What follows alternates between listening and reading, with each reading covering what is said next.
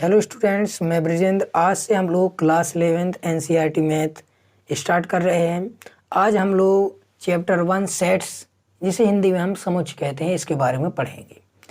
दैनिक जीवन में आप लोगों ने सुना होगा, जैसे व्यक्तियों की भीड़ या क्रिकेट के खिलाड़ियों, तो ये संग्रह यानी ग्रुप, जैसे व्यक्तियों की भीड़ का एक संग्रह है, क्रिकेट की टीम, भारतीय क्रिकेट टीम के खिलाड़ियों का संग्रह। जो ये संग्रह हम सुनते हैं, इसी प्रकार गणित में, मैथ में भी संग्रह होते हैं, जैसे नेचुरल नंबर का संग्रह यानी प्राकृतिक संख्याओं का संग्रह, परमेय संख्याओं का संग्रह, त्रिभुजों का संग्रह, सभी त्रिभुजों का संग्रह, सभी वृत्तों का संग्रह। तो इस प्रकार से मैथ में भी जो संग्रह होते हैं, तो समुच्चय किसे कहते हैं, इसके बारे में हम पूरी डिटेल इस वीडियो में जानेंगे। ठीक है, तो हम एक एग्जाम्पल लेते हैं, जैसे 10 से कम विषम पूर्णांकों का संग्रह। अब 10 से कम विषम पूर्णांक हमारे कौन कौन होंगे? एक तो 1 होगा, 3 होगा, 5 होगा, 7 होगा और 9 होगा। ये 10 से कम विषम पूर्णांकों का संग्रह है। ठीक है, एक और हम एग्जाम्पल लेते हैं, 10 से कम सम पूर्णांकों का संग्रह। 10 से कम सम पूर्णांकों का संग्रह। तो 10 से कम सम पूर्णांक क्या है? 2, 4, 6 और 8। ठीक है, तो सेट्स जो है वो संग्रह यानी इन ग्रुप जो है, इनके जैसे प्राकृतिक संख्याओं का एक ग्रुप होता है, पूरा संग्रह है। तो सेट्स मैथ का एक ऐसा चैप्टर जो टोटली इस पर बेस्ड है, संग्रह पर। ठीक है, तो परिभाषा हम पढ़ते हैं। सेट्स की परिभाषा क्या है, आप देख सकते हैं कि वस्तुओं के सुपरिभाषित संग्रह को, वस्तुओं के सुपरिभाषित संग्रह को हम समुच्चय कहते हैं। अब इस डेफिनेशन को हम यहाँ डिटेल से जानेंगे, यदि आप लोगों को समझ में नहीं आया तो ठीक है। जैसे हमने पढ़ा है कि 10 से कम, हमने अभी एग्जाम्पल देखा है, 10 से कम विषम पूर्णांकों का संग्रह, 10 से कम सम पूर्णांकों का संग्रह। तो 10 से कम विषम पूर्णांक जो है वो कौन कौन से हैं? 1 है, 3 है, 5 है, 7 है और 9 है। ठीक है, और 10 से कम सम पूर्णांकों का संग्रह क्या है? 2, 4, 6, 8। इसमें फिक्स हैं, यानी इसमें कितने एलिमेंट हैं, कितने अवयव हैं? 1, 2, 3, 4, 5। इसमें 5 अवयव हैं, और इसमें 2, 4, 6, 8। अब इसमें कोई भी अवयव जोड़ नहीं सकते अपन, और ना घटा सकते। यदि इसमें 2 अलग कर दिया जाए तो ये जो अपन ने सेंटेंस लिखा है गलत हो जाएगा। यदि हम इसमें 3 जोड़ दें तो भी गलत हो जाएगा। यानी इसमें ना ये अवयव हम कम कर सकते हैं और ना ही ये अवयव में जोड़ सकते हैं कुछ भी। ठीक है, इसी प्रकार हम एक और एग्जांपल लेते हैं। आप देख लें कि भारत के सर्वश्रेष्ठ लेखकों का संग्रह, यानी भारत के सर्वश्रेष्ठ लेखकों का संग्रह। देखिए, ये जो संग्रह है ये सुपरिभाषित, यानी इसकी जो ये सेंटेंस लिखा है सही है, इस पर सही है, और ये यूनिवर्स है, यानी ये यही आएगा, इसमें ये फिक्स है। ठीक है, अब भारत के सर्वश्रेष्ठ लेखकों का संग्रह जो है, लेखकों का संग्रह, इसमें क्या है? व्यक्तियों को इनका चयन करने के तरीके अलग हो सकते हैं। कोई प्रेमचंद जी को ले सकता है, कोई महावीर प्रसाद द्विवेदी को ले सकता है। तो इस प्रकार इनके चयन करने के तरीके अलग हैं। कोई उनकी कविताएं लिखने के कारण उनको पसंद करता है, उनकी इस क्वालिटी को पसंद करके उनको ले सकता है। यानी इसमें लेखक जो हैं उनको ले सकते हैं, जैसे बहुत से लेखक हैं, उनमें से सभी बहुत से लेखकों को ले सकते हैं, कोई उन लेखकों को नहीं ले सकता। यानी उसमें सुपरिभाषित, यानी उसकी डेफिनेशन एकदम सही नहीं है, क्लियर नहीं है, और उसमें फिक्स नहीं है लेखक। उसमें ज़्यादा भी हो सकते हैं, कम भी हो सकते हैं। तो इसमें भारत के सर्वश्रेष्ठ लेखकों का संग्रह एक सुपरिभाषित संग्रह नहीं है, जबकि ये सुपरिभाषित संग्रह है, क्योंकि इसमें फिक्स अवयव हैं। इसमें 4 एलिमेंट हैं और इसमें 5 एलिमेंट हैं। तो ये सुपरिभाषित नहीं है। इसी प्रकार इसलिए ये क्या होगा? ये समुच्चय नहीं होगा। इसी आधार पर परिभाषा लिखी गई है कि वस्तुओं के सुपरिभाषित संग्रह को समुच्चय कहते हैं। ठीक है, अब हम लोग आगे बढ़ेंगे अंग्रेजी वर्णमाला के स्वरों का संग्रह। ठीक है, एक और मैंने लिया अंग्रेजी वर्णमाला के स्वरों का संग्रह। तो समुच्चय जो है इसको किस प्रकार निरूपित करते हैं। मान लो अंग्रेजी वर्णमाला के स्वरों का संग्रह, इसे हम मान लेते हैं सेट ए, यानी समुच्चय ए है। ठीक है, तो हम इसे किस प्रकार लिखेंगे, ए और इसमें बराबर का चिन्ह लगाएंगे और मझले कोष्ठक के अंदर हम जो स्वर कौन कौन से हैं, ए, ई, आई, ओ और यू, ये 5 ही एलिमेंट हैं जो अंग्रेजी वर्णमाला के क्या हैं, स्वर हैं। तो ए, ई, आई, ओ, यू, तो ये 5 एलिमेंटों को इसमें मझले कोष्ठक के अंदर रख देंगे और ए बराबर का चिन्ह लगा दें। इसका मतलब क्या है, समुच्चय ए जो ये अवयव हैं वो समुच्चय ए के अवयव हैं। जो ये 5 अवयव इसमें लिखे हैं वो समुच्चय ए के क्या है, अवयव हैं। यानी इनको हम चिन्ह के द्वारा भी निरूपित करते हैं। जैसे हम इसको कहें कि यू समुच्चय ए का एक अवयव है, यू समुच्चय ए का अवयव है, क्योंकि आप देख सकते हैं कि यू जो है समुच्चय ए में है और इसमें बी नहीं है, तो हम बी को क्या लिख सकते हैं, बी को क्या कहेंगे कि बी समुच्चय ए का अवयव नहीं है। तो इसको हम चिन्ह द्वारा कैसे पढ़ेंगे, जैसे ए क्या है, यू ए का एक अवयव है, यू ए का एक अवयव है, तो हम इसे पढ़ेंगे कि यू ए, इस चिन्ह का मतलब होता है ऐसे बनाते हैं इसको ऐसे और इसमें बीच में एक ऐसे कर देते हैं। ठीक है, तो इसको हम क्या पढ़ते हैं कि यू ए का एक अवयव है। ठीक है, यू ए का एक अवयव है। इसे इंग्लिश में क्या पढ़ेंगे, यू इज बिलोंग्स टू ए। ठीक है, यू इज बिलोंग्स टू ए। अब बी आप देख सकते हैं कि इस जो समुच्चय दिया है, सेट दिया है, इसमें बी कहीं पर भी नहीं है, तो हम इसमें क्रॉस का चिन्ह लगा देते हैं, बीच में काट देते हैं। ठीक है, तो इसका मतलब हो जाता है कि बी ए का अवयव नहीं है। ठीक है, बी ए का अवयव नहीं है। ठीक है, इस अब समुच्चय निर्माण की जो विधि, हम समुच्चय को 2 प्रकार के निरूपित कर सकते हैं। उनको निरूपित करने की 2 विधियां हैं, जिसमें फर्स्ट है रोस्टर विधि, ये इसे सारणीबद्ध विधि भी कहते हैं, इसे इंग्लिश में कहते हैं टेबुलर फॉर्म यानी सारणीबद्ध विधि। और दूसरी विधि है समुच्चय निर्माण विधि, जिसे इंग्लिश में कहते हैं सेट बिल्डर फॉर्म। तो इस रोस्टर विधि, ठीक है, कि रोस्टर विधि क्या है, इसमें अवयवों को किस प्रकार सूचीबद्ध किया जाता है। इनको सूचीबद्ध करने की विधियां हैं, यानी जैसे हमने इसको सूचीबद्ध किया है, यानी इसमें जमाया है, किस प्रकार हम इसको जमाते हैं। ठीक है, तो हम रोस्टर विधि पढ़ेंगे। ठीक है, जैसे एक एग्जांपल लिया कि 10 से अधिक तथा 20 से कम समपूर्णांकों का संग्रह, यानी 10 से अधिक हों और 20 से कम हों। ठीक है, तो 10 से अधिक और 20 से कम क्या कौन कौन से अवयव हो जाएंगे, 12, 14, 16 और 18, क्योंकि 10 से अधिक और 20 से कम क्या समपूर्णांक हैं। ठीक है, समपूर्णांकों का संग्रह 12, 14, 16 और 18।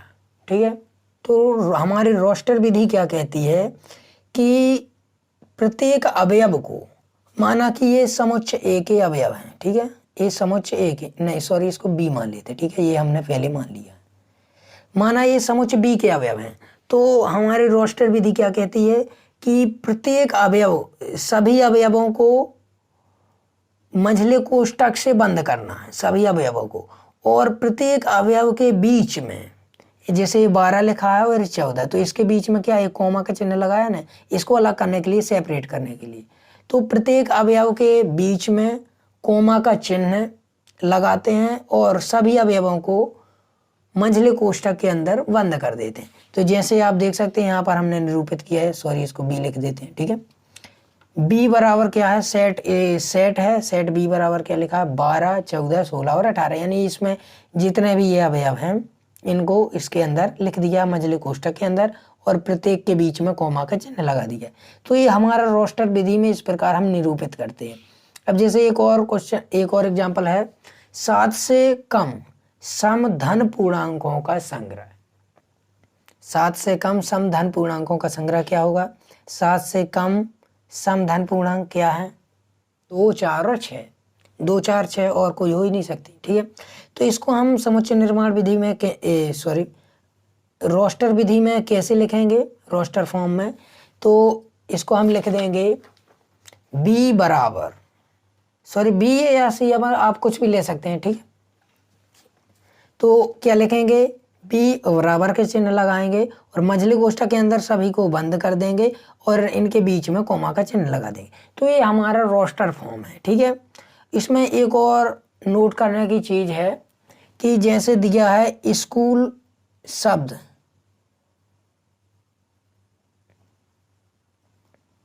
स्कूल वर्ड के सभी अक्षरों का संग्रह, यानी स्कूल शब्द जो है, स्कूल वर्ड जो है, इसके सभी अवयवों का क्या है, संग्रह है। और इसकी एक और नोटिस करने की बात है, नोट करने की बात कि इसके अंदर जो एलिमेंट्स लिखे जाते हैं सेट्स के अंदर, इसको हम सी मान लेते हैं, इस सेट को, इसको ए माना है, इसको ए माना है, बी माना है, इसको सी मान लेते हैं, ठीक है। तो इसकी पहली शर्त तो ये है कि इसको मझले कोष्ठक में लिखते हैं। और इसकी ये नोटिस करने की बात है कि इसमें प्रत्येक अवयव जो इसके अंदर अवयव आते हैं वो हमेशा कैपिटल रूप में लिखे जाते हैं, कैपिटल अच्छा लिखे जाते हैं। इसमें एस, इसमें ओ है तो ये स्मॉल ओ नहीं आएगा, इसमें कैपिटल ओ आएगा, ठीक है।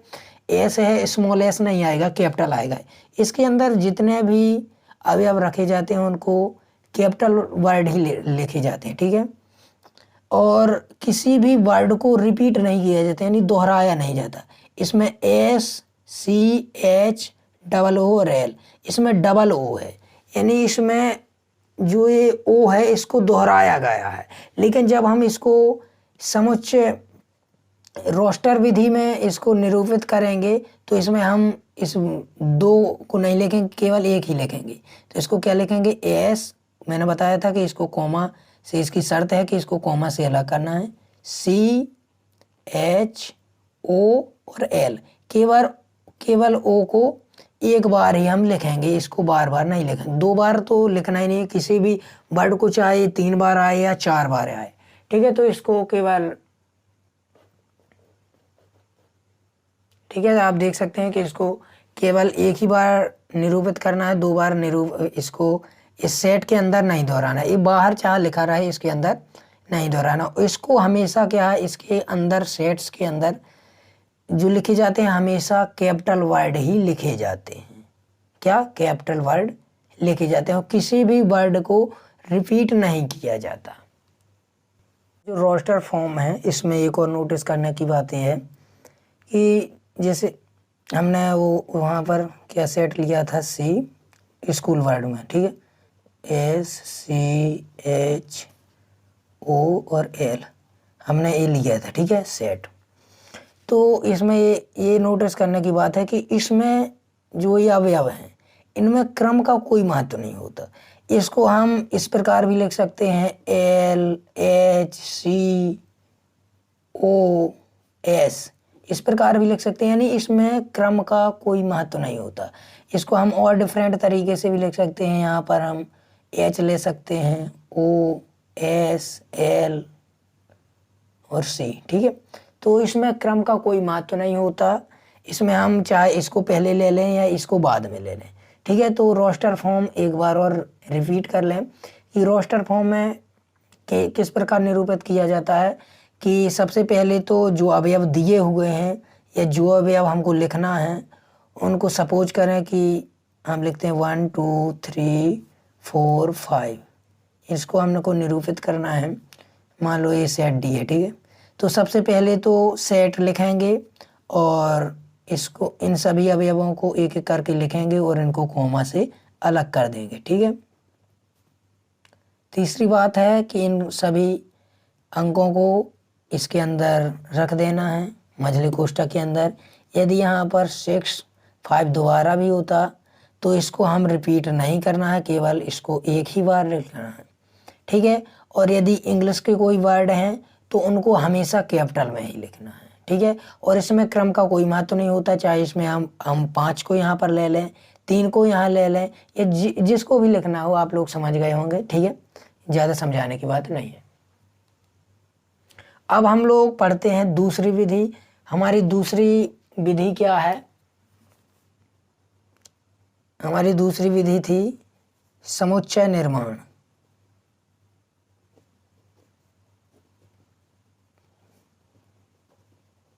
समुच्चय निर्माण विधि, जिसे इंग्लिश में हम सेट बिल्डर फॉर्म भी कहते हैं, सेट बिल्डर फॉर्म भी कहते हैं। ठीक है, तो समुच्चय निर्माण विधि में अवयवों को किस प्रकार निरूपित करते हैं वो हम जानेंगे। कुछ चीज़ें जो है वो रोस्टर फॉर्म जो हमने पहले पढ़ा उससे रिलेटेड है। ठीक है, तो इसको समझना बहुत ही आसान होगा और उससे भी आसान। ठीक है, तो इसमें क्या है कि जैसे उदाहरण सपोज कीजिए कि ए सेट ए है और ए आई ओ यू। ठीक है, ये एक सेट लिया है हमने। ठीक है, इसमें क्या करते हैं हम कि अवयवों को एक कोष्ठक के अंदर तो लिखते हैं, सेपरेट करते हैं। ठीक है, सॉरी, इसमें क्या करते हैं कि हम ये लिखते हैं यानी सेट का नाम और बराबर का चिन्ह लगाते हैं, और इसमें हम लिखते हैं एक्स लिखकर उसमें कॉलन का चिन्ह लगाते हैं। आप लोग जानते होंगे, जैसे यहाँ पर एक्स लिखा और एक कॉलन का चिन्ह है, जो हम दो ऐसे डॉट रखते हैं, ये कॉलन का चिन्ह होता है। ठीक है, तो एक्स लिखेंगे और फिर कॉलन का चिन्ह लगाएंगे, और फिर एक्स लिख के जो इसका सर्वनिष्ठ गुण है यानी जो सभी अवयवों को प्रदर्शित करता है, यानी एक ही शब्द सभी अवयवों को प्रदर्शित करता है, उस गुण को लिखना है। अभी आप लोग नहीं समझे होंगे, एग्जाम्पल के द्वारा समझ जाएंगे। ठीक है, तो इसको हम कैसे लिखेंगे उस फॉर्म में। ये अभी कौन सी फॉर्म है, ये हमारी रोस्टर फॉर्म है जो हम पढ़ चुके हैं, ये अभी रोस्टर फॉर्म में लिखा है। तो इसको समुच्चय निर्माण विधि यानी सेट बिल्डर फॉर्म में कैसे लिखेंगे, कोष्टक लगाएंगे, एक्स सच दैट, इसे इंग्लिश में सच दैट कहते हैं, हिंदी में कॉलन कहते हैं, कॉलन का चिन्ह, कोलन। ठीक है, कॉलन का चिन्ह कहते हैं, एक्स सच दैट, और फिर पुनः एक्स लिखकर इसका जो सर्वनिष्ठ गुण है, इसका सर्वनिष्ठ गुण क्या है, एक्स अंग्रेजी वर्णमाला का एक स्वर है। इसका सर्वनिष्ठ गुण है कि जो ये सभी अवयव हैं कि ये क्या है, स्वर हैं, अंग्रेजी वर्णमाला के स्वर हैं, तो इसमें ये सभी अवयव आ जाएंगे। ठीक है, अपन एक्स की जगह पर हम वाई जेड आदि शब्दों का वर्ड का यूज भी कर सकते हैं। ठीक है, आदि अक्षरों का यूज कर सकते हैं। ठीक है, एक्स वाई एक्स के स्थान पर। ठीक है, तो ये रोस्टर सॉरी समुच्चय निर्माण विधि है, इसको हम इस प्रकार निरूपित करते हैं। एक और एग्जांपल लेते हैं, जैसे कोई भी एग्जांपल है बी मान लो। ठीक है, 1 2 3 4 5, तो हम क्या करेंगे, सबसे पहले सेट ऐसे लिखेंगे, एक्स सच दैट एक्स लिखेंगे। ज़्यादातर लोग एक्स का यूज करते हैं, जो यहाँ पर हम ए बी ये यूज कर रहे हैं, इसको हमेशा यही यूज करना, ए बी सी डी हमेशा कैपिटल यूज करना, स्मॉल यूज नहीं करना। ठीक है, इसके स्थान पर हमेशा कैपिटल यूज करना है। ठीक है, तो इसको हम क्या लिख सकते हैं कि ये क्या है, ये 10 से कम, क्या है, 10 से कम धन पूर्णांक है। 10 से कम क्या है, धन पूर्णांक है, 10 से कम। तो हम इसको क्या लिख सकते हैं, एक्स सच दैट एक्स 10 से कम एक धन पूर्णांक है।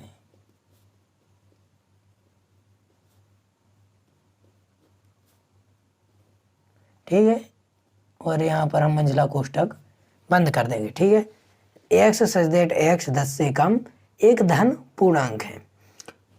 अब हम एक कुछ एग्जाम्पल और करेंगे जिससे हमारा जो ए है ये कॉन्सेप्ट क्लियर हो जाए। ठीक है, जैसे एक और एग्जाम्पल है फर्स्ट।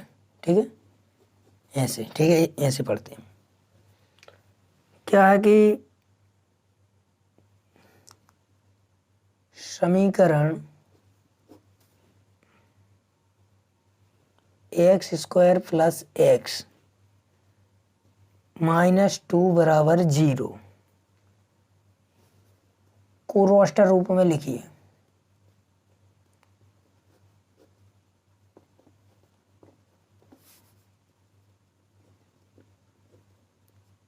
को क्या कीजिए, रोस्टर रूप में लिखिए।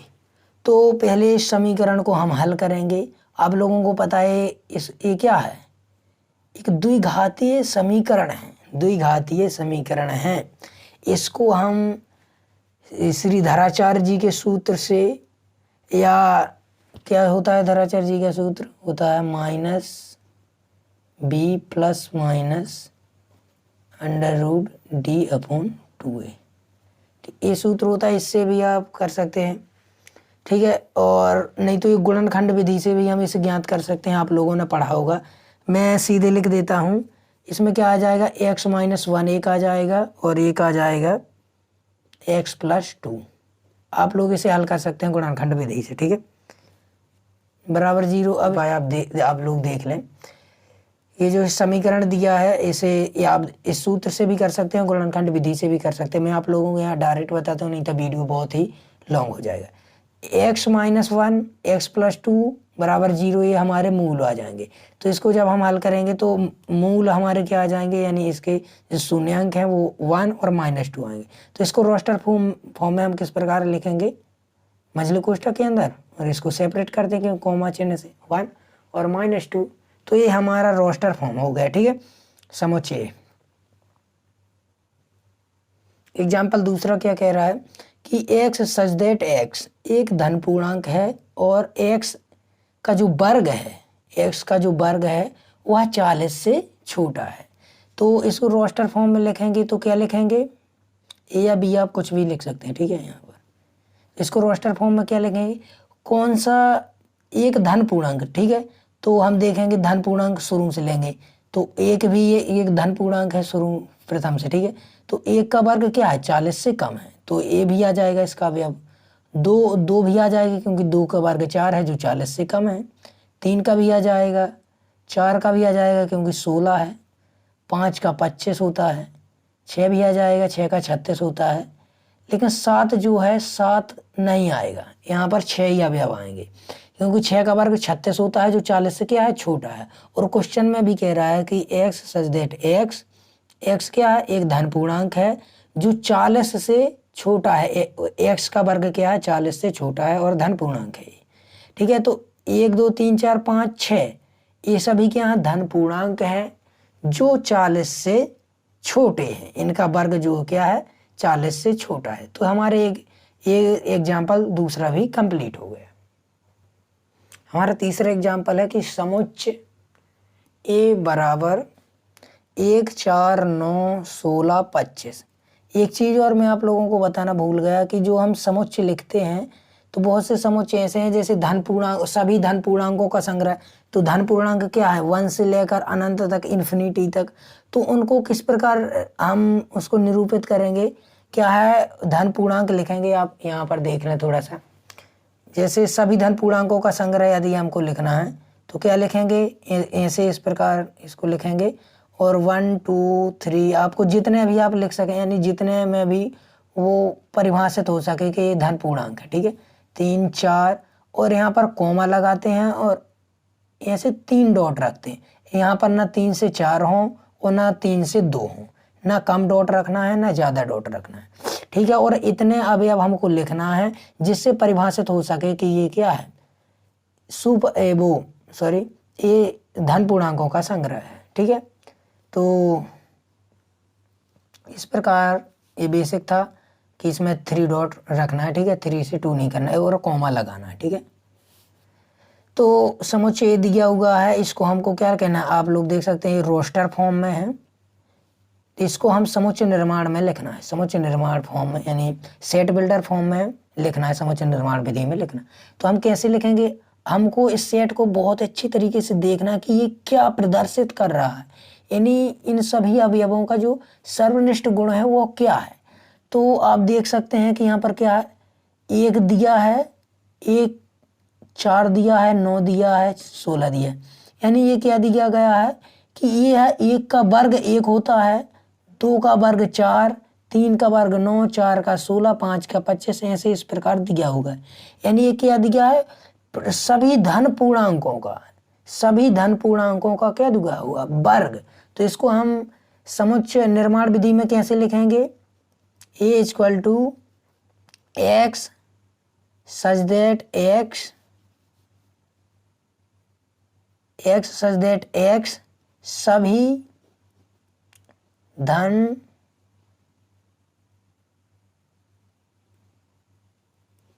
पूर्णांकों का वर्ग है। यहाँ पर हम धन नहीं लिखेंगे क्योंकि -1 क्या है, एक ऋण पूर्णांक है। -1 क्या है, ऋण पूर्णांक है। और इसका जब हम वर्ग करेंगे यानी इसको -1 तो क्या होगा, +1 होगा। ठीक है, तो हम इसको क्या लिखेंगे, एक्स सच दैट एक्स सभी पूर्णांकों का वर्ग है। सभी पूर्णांकों का क्या है, वर्ग है। 1 का वर्ग 1, 2 का वर्ग 2, 3 का वर्ग 3। ठीक है, तो आप इस प्रकार लिख सकते हैं। मैंने थोड़ा यहाँ एक मिस्टेक कर दिया, यहाँ पूर्णांक नहीं, यहाँ पर आप प्राकृत संख्या लिखना है।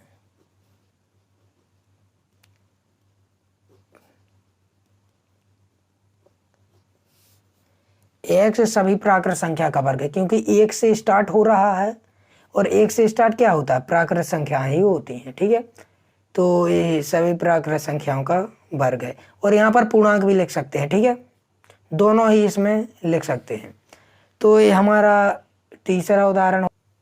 हमारा चौथा एग्जाम्पल क्या कह रहा है कि समुच्च 1/2, 2/3, 3/4, 4/5, 5/6 और 6/7 को समुच्च निर्माण रूप में लिखना है। ठीक है, क्या करना है, समुच्च निर्माण रूप में लिखना है। तो हम इसको क्या लिखेंगे, एक बार आप देख लें, फिर आप लोगों को मैं समझा दूंगा कि इसको।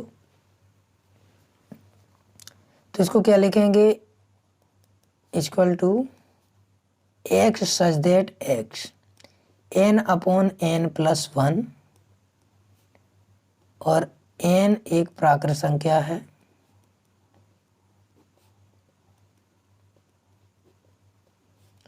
और 1 से बड़ी और बराबर n और 6 के बराबर और उससे छोटी। इसका मतलब क्या है कि जो x यानी जो ये है, ये क्या है, n/n+1। n क्या है, प्राकृत संख्या है। प्राकृत संख्या कहाँ से स्टार्ट होती है, 1 से, यानी 1/1+1 तो क्या हो जाएगा, 1 + 1 क्या हो जाएगा, 2 हो जाएगा। यानी प्राकृत संख्या है और क्या है, 1 से बड़ी और बराबर भी, यानी 1 भी शामिल होगा उसमें। यदि 1 से बड़ी बस होती तो 1 से बड़ा क्या, 2 है, तो यहाँ पर 2 लेते हैं। इसीलिए यहाँ पर लिख दिया गया कि 1 से बड़ी और बराबर n यानी जो ये प्राकृत संख्या है, और 6 से बड़ी और क्या है, 6 से छोटी है। ठीक है, तो इसका मतलब क्या है, n के अपन पहले n के स्थान पर हम 1 लिखेंगे, 1 से 6 तक लिखेंगे क्योंकि यहाँ पर दिया गया 1 से बड़ी और 1 के बराबर और बड़ी और 6 के बराबर और छोटी। तो यहाँ पर 1 रखेंगे, यहाँ पर 1 + 1 क्या हो जाएगा, 2, तो 1/2 हो जाएगा। पुनः यहाँ पर क्या लिखेंगे, फिर 1 रख गया, फिर 2 रखेंगे यहाँ पर, तो 2 रखेंगे, 2 + 1 3 यानी 2/3। यानी इस प्रकार जो ये है इसका ये सार्वनिष्ठ गुण है इसका। तो इसको हम इस प्रकार निरूपित कर सकते हैं, इससे ये सभी अवयव क्या होते हैं, सुपरिभाषित होते हैं। ठीक है, हमने चारों एग्जाम्पल कंप्लीट कर लिए हैं और ये 5वां एग्जाम्पल है। तो 5वां एग्जाम्पल क्या कह रहा है, बाईं ओर रोस्टर रूप में वर्णित प्रत्येक समुच्च का दाईं ओर समुच्च निर्माण रूप में वर्णित समुच्च से सही मिलान यानी सही जोड़ी मिलाना है। ठीक है, वो ये आती भी है, एग्जाम में आती है 11th में। ठीक है, पूछ भी सकता है। ठीक है, लेकिन हमको पूछे या ना पूछे इससे क्या करना, अपन को पता होना चाहिए। ठीक है, तो 4 हम एग्जाम्पल कर चुके हैं, ये 5वां है और इसके बाद प्रश्नावली है। ठीक है, तो प्रश्नावली के लिए अलग वीडियो बनाऊंगा क्योंकि ये बहुत ही लॉन्ग हो जाएगा। ठीक है, तो इसमें बाईं ओर क्या लिखा है, PRINCAL। तो हम इसमें देखेंगे कि ये किस से मिलेगा, यानी किस से इसको मिलाएंगे। तो पहला हम पढ़ेंगे एक्स एक्स एक धन पूर्णांक है, तो ये तो हो ही नहीं सकता क्योंकि ये पूर्णांक है ही नहीं है। दूसरा क्या है, एक्स एक्स एक पूर्णांक है, ये भी नहीं हो सकता। ये भी पूर्णांक, तो ये इसमें तो अंक होने चाहिए, ये भी नहीं हो सकता। एक्स एक शब्द प्रिंसिपल का एक अक्षर है, तो ए होगा। यहाँ पर देखिए PRINCI, यहाँ पर आई क्या 2 बार आया हुआ है, यहाँ पर क्या है केवल 1 बार लिखा गया, क्योंकि इस रोस्टर फॉर्म में ये शर्त है कि किसी भी एलिमेंट को रिपीट नहीं करना है, 2 बार नहीं लिखना है, ठीक है। तो PAL, तो इसका जो है इसको किससे मिलाएंगे, फर्स्ट वाले को मिलाएंगे इससे, डी नंबर से, ठीक है। दूसरा क्या दिया है, दूसरा दिया है 0, इसके अंदर 0 है। तो हम पढ़ेंगे कि पहले क्या है, x एक धन पूर्णांक है जो 18 का भाजक है। दूसरा क्या है, ये हो ही नहीं सकता, ठीक है। x एक पूर्णांक है और x² - 9 बराबर 0, तो ये भी नहीं होगा, आप हल करके देख सकते हैं। तीसरा क्या है, x एक पूर्णांक है और x + 1 बराबर 1, तो ए होगा, क्योंकि देखिए x + 1 जब A1 इस ओर जाएगा तो ये प्लस में है तो ये माइनस हो जाएगा, और ये प्लस में है ये माइनस हो जाएगा, तो माइनस + 0 यानी x बराबर क्या आ जाएगा 0। तो इसका सही आंसर क्या होगा, इस दूसरे वाले का सही आंसर होगा सी नंबर, ठीक है। तीसरा क्या दिया हुआ, 1 2 3 6 9 और 18, 1 2 3 6 9 और 18, ठीक है। तो इसका किससे मिलान होगा हम पढ़ लेंगे। एक्स एक धन पूर्णांक है तथा 18 का भाजक है। x क्या धन पूर्णांक है और 18 का भाजक है, सॉरी x एक धन पूर्णांक है तथा 18 का भाजक है। तो हम देख लेंगे इसमें, देखिए a भी 18 का भाजक है, 2 नाम 18, a भी भाजक है, 3 से भी 18 डिवाइड हो जाता है, 6 से भी डिवाइड हो जाता है, 9 से भी डिवाइड हो जाता है और 18 से भी डिवाइड हो जाता है। तो क्या है, एक धन पूर्णांक है x जो 18 का भाजक है, तो इसका सही आंसर क्या हो जाएगा 1, ये 1 से मिलेगा, आप लोग समझ सकते हैं इसको। चौथा क्या कह रहा है, चौथा क्या दिया हुआ, 3 और -3 दिया हुआ है, और इसमें अब हमने ये 3 कर लिए हैं वैसे भी, लेकिन हमको इसको समझना है, ठीक है। पेपर में तो ऐसे हैं कि यदि 4 दिए होंगे 3 बन गए तो चौथा अपने आप मिला देंगे, ठीक है। लेकिन हमको देखना बहुत इंपॉर्टेंट होता है कि ये राइट है या रॉन्ग है, ठीक है, सही है गलत। तो x एक पूर्णांक है और x² - 9 बराबर 0 दिया है, ठीक है। तो जब आप इसको हल करेंगे तो 3 और -3 ही पाएंगे, जब इसके शून्यक हम ज्ञात करेंगे तो 3 ही -3 आएंगे, तो इसका सही आंसर ए है। तो हम इस वीडियो में जान चुके हैं समुच्चय किसे कहते हैं, समुच्चय को किस प्रकार निरूपित करते हैं, कौन कौन सी निरूपित करने की विधियां हैं, और कुछ क्वेश्चन हम लोगों ने प्रश्नावली 1 से पहले आने वाले सभी उदाहरण पढ़ चुके हैं। 5 उदाहरण थे जो हमने सभी कंप्लीट कर लिए हैं। वीडियो में हम प्रश्नावली 1.1 स्टार्ट करेंगे। तो इस वीडियो में इतना ही, धन्यवाद, थैंक यू।